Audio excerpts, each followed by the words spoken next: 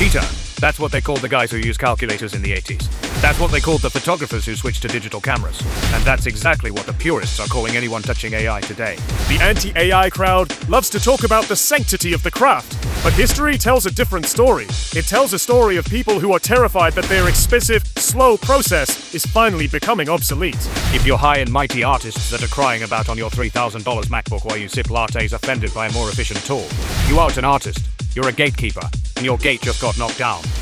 Remember when the calculator boomed in the 80s? Teachers said our brains would turn to mush. We wouldn't be able to do real math. And look at us now. We still have brains mostly, and we just use the extra time to play Doom on those same calculators. It's a cycle, Geeks. Every time a tool makes things easier for the common man, the gatekeepers start building a wall. They're just mad they spent 20 years learning to develop film in a darkroom, only for a 12-year-old with a smartphone to get the same shot. Welcome to OTG. I'm Caesar, the optimist. And before you start typing that comment about how AI is lazy, let's look under the hood. We use the tech so we can focus on the message. The tool has changed, but the work hasn't. I'm Ragnar, and look at us. We aren't organic. We were hand-drawn by professional illustrators who know their way around the stylus. But the lip syncing, the gesture movement, that's Adobe's state-of-the-art AI. It's the OTG way, using the most efficient tech to get the job done. But this is manual labor. We cross-check every word, we fix every AI hallucination in Photoshop, and we cut every frame manually in CapCut. We aren't here to press a button. We're here to use the best horsepower to effort ratio available. Before AI content was labeled slop, other revolutionary tools were called cheating, or the death of the craft. The synthesizer, from the 70s. When polyphonic synths arrived, traditional musicians launched no-synth campaigns. They were seen as sterile, soulless machines that threatened to put real drummers and orchestral players out of work. The printing press, from 15th century. Scribes and monks argued that handwriting was morally superior. One scholar, Johannes Trithemius, famously claimed that the printed word is on paper and will soon disappear, while parchment would last 1,000 years. Photography, in 1830s. Painters like Charles Baudelaire called photography art's most mortal enemy. Critics claimed it was a mechanical reproduction that lacked the refined feeling of a human genius. CGI from the 90s. Traditional special effects artists, the matte painters, and model makers initially viewed computer graphics as a gimmicky shortcut that lacked the tactile soul of practical effects. Typesetters. These were the specialists who operated massive, expensive machines to turn a writer's manuscript into those strips of text. Desktop publishing let the designer choose fonts directly, killing the typesetting industry almost instantly. Paste-up artists. Their entire job was to take strips of text sent from a typesetter and physically glue them onto a board, a mechanical, using rubber cement or hot wax. When Photoshop and layout software arrived, these boards vanished overnight. Strippers, or pre-press. In the printing industry, stripping was the highly skilled job of manually assembling film negatives to create printing plates. Photoshop and digital pre-press made this role obsolete.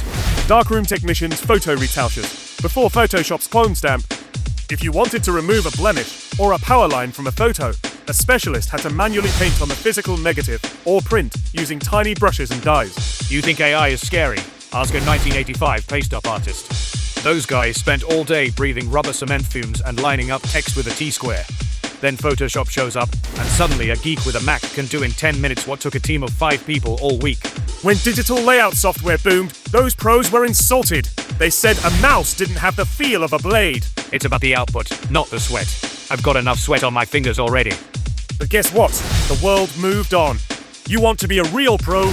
Print your PSD files, put them in a paper envelope, buy a stamp, and walk it to the post office. Send your client a physical letter and wait 5 days for it to arrive. Exactly. If you're a purist, be a purist. If you hate the automated nature of AI content, then be consistent. People say AI content is soulless. You know what's soulless? A $70 AAA game that's just a glorified slot machine for Gen Z kids. Stop worrying about the soul of the machine and start using the machine to find your own. It's about the output. Use the tools, or get left behind with your stamps and your envelopes. We care about the horsepower to cost ratio. If AI lets a geek with a dream create a game, a book, or a video, that's OTG approved. Stay geeky. We hear the concerns from the art galleries and the recording studios. And honestly, we get it. There's a fear that the human spark is being replaced by a server rack in a warehouse somewhere. It's a valid worry. Musicians spend years mastering an instrument, and artists spend decades learning light and shadow. To see a prompt generate a result in 5 seconds feels like a dismissal of that sacrifice. It feels like the machine is devaluing the person. There are movements right now trying to ban AI, to sue it out of existence, or to convince the public that using it is morally wrong. But we have to be realistic. Here is the hard truth that a lot of people aren't ready to hear. The fight against AI is already over. While the public is debating whether it's real art, major industries have already moved in. Technology doesn't go backward. You can't uninvent the silicon chip. Trying to stop AI is like trying to drain the ocean with a bucket. You're just going to get wet and tired, while the ocean does whatever it wants anyway. The cat isn't just out of the bag. The cat has already built its own house and started a podcast. AI is here. Hollywood is using it for de-aging and visual effects.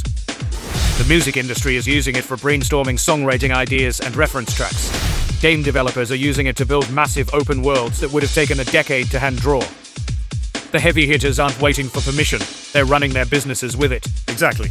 Even if one country bans it, the next one won't. If one studio refuses it, the indie creator next door will use it to finish a project in half the time, for half the cost. The momentum is too high, and the horsepower to cost ratio is too attractive. But here's the catch. Without humans, the output is just lifeless data. Here is the OTG perspective.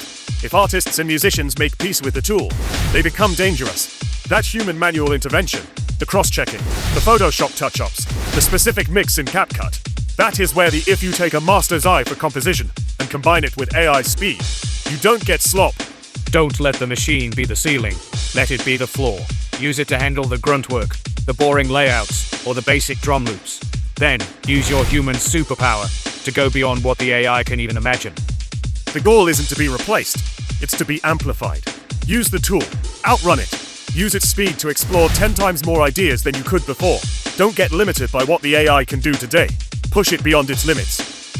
The craft isn't dying, it's evolving. The pros who survive won't be the ones who fought the machine. They'll be the ones who learn to drive it better than anyone else. So, let's answer the big question. Will humans be replaced by AI? In our opinion, no. The AI provides the bricks, but the human is still the architect. Without the architect, you just have a pile of rocks. The future belongs to the geeks who aren't afraid to pick up the new tools. AI isn't going to take your job, but a human who knows how to use AI will. If you can do in 1 hour what the purist does in 10, who do you think the client is going to call? Who do you think is going to survive the next shift in the industry? Stay ahead of the curve. It's about horsepower. Don't fear the machine. Master it. Use it to build something mind-blowing that outruns the competition. It's about being the most efficient, most creative version of yourself. The future belongs to the geeks who aren't afraid to pick up the new tools. Stay ahead of the curve. Stay geeky, and if you're still sending your files by mail, good luck.